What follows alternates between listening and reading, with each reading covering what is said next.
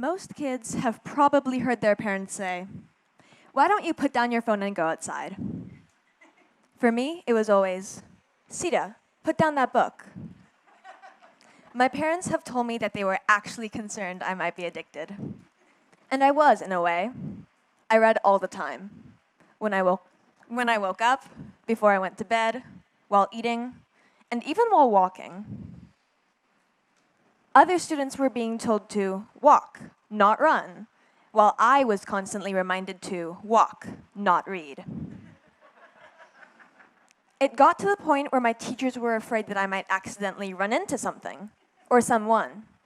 And I did once or twice. But that didn't stop me. Now, I have a question. Raise your hand if you like to read stories. All right, now put them down.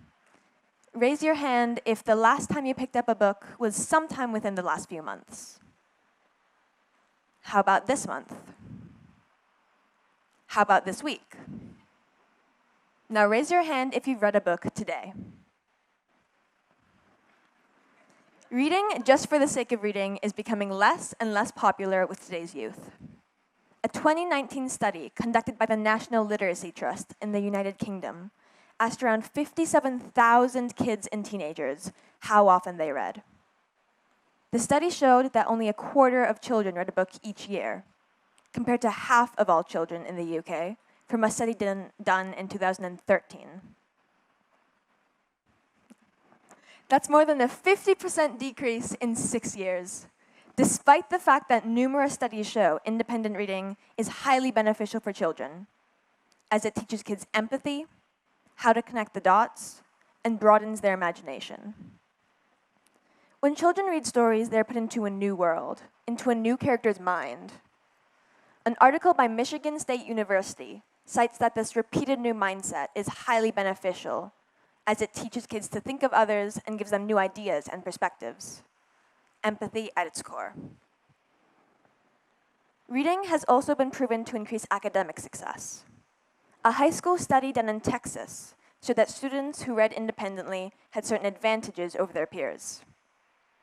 For example, there were pronounced differences between readers and non-readers in classes such as math and history, with a 2.5% average increase and 4.5% average increase, not respectively.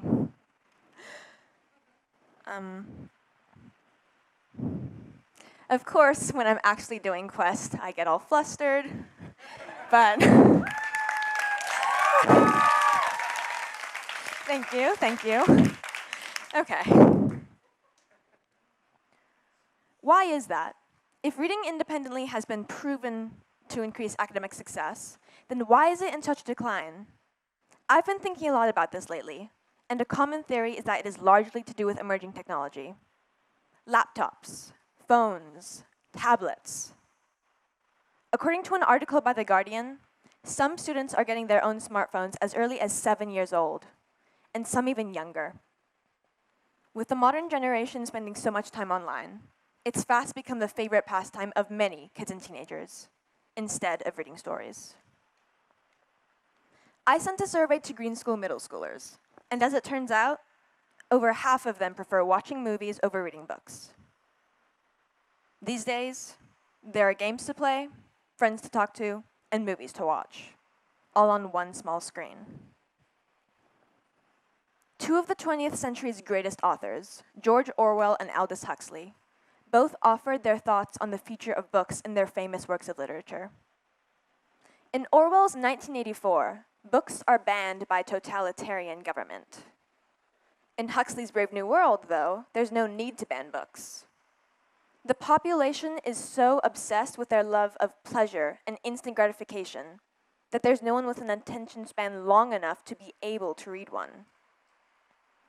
Are we, like the inhabitants of Aldous Huxley's Brave New World, becoming so immersed in our love of distractions that the wish to read will simply cease to exist?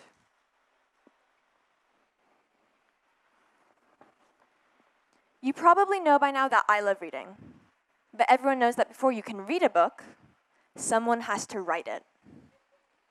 Since I was little, I've always loved stories. I loved coming up with characters and then playing imaginary games with my childhood friend, Harper.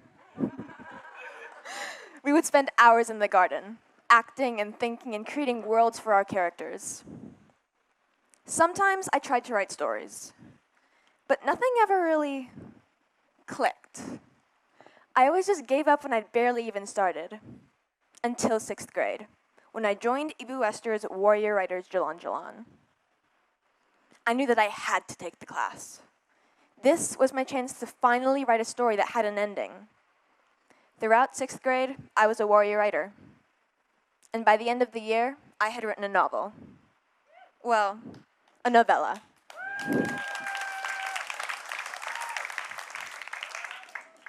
I remember the exact moment I finished my first draft.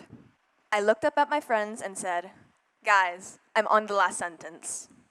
My friend Noli got up and announced it to the class. Everyone crowded around our table and waited while I typed up the final few words. Wait a minute. And waited while I typed up the final few words. It felt like everyone was holding their breath. I dropped my hands into my lap and said, "Done." Everyone erupted into cheers, and people were hugging me and smiling.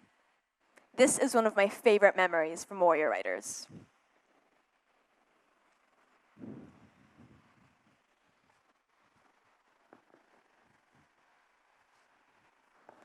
As part of my project, I challenged myself to write a book of short stories. This book right here.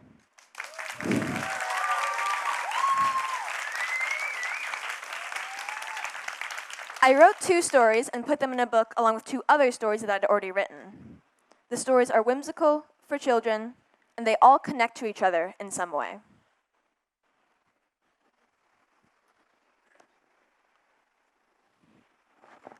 My friend in America, Scarlett King, helped with some illustrations. This is the Owl Girl, a character from one of my short stories.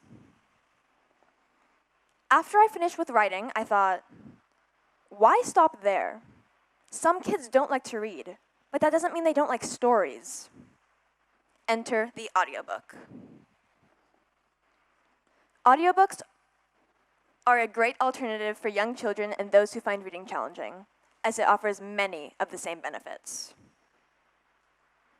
As part of my project, I created an audiobook out of one of my short stories. I asked my friends and family members to help voice the characters and narrate the story.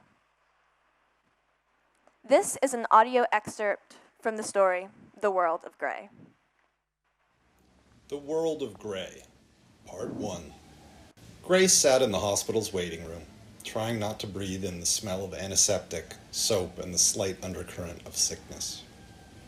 She channeled her anxiety by rapidly tapping her feet against the white tiled floor and clasping her hands together so tightly that her knuckles turned as white as the walls around her.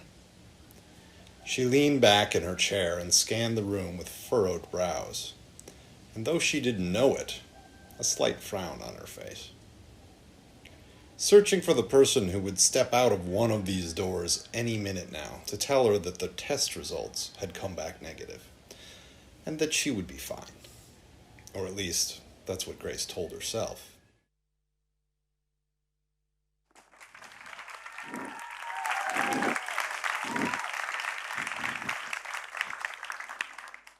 After I finished with the audiobook, I looked into the differences between self-publishing and traditional publishing. My dad's old college friend, published poet Elizabeth Horan, was kind enough to tell me about her publishing experience. Over a Zoom meeting, she said, "Online is where it's all happening now. Connecting to people through social media platforms, finding out about new presses. That is how more and more people are getting published these days." In the end, my project was a way for me to share my love of literacy. Even if you don't like to read, stories are still important. Parents reading to their kids, listening to audiobooks. There are so many ways to experience a good story. Writing and storytelling is something that I will always have. Hopefully, through this project, I've inspired someone else to pick up a book. J.K. Rowling said, "If you don't like to read, then maybe you just haven't found the right book." I'd like to thank my parents for helping me through this project and encouraging me to read and write and helping me to where I am today. The teachers here at Green School, especially the Quest team, Ibu Jackie, Pak Dave, Ibu Nicola, they've done so much for all of us this year.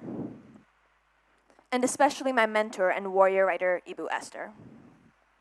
I'd like to thank everyone who helped me edit my stories, molding them to what they are today, and everyone who helped me with my audiobook, my parents and my grandmother, my friends in 7th and 8th grade. You know who you are. Finally, I'd like to thank the entire 8th grade for the presentations that came before me and the ones that will come after. Thank you.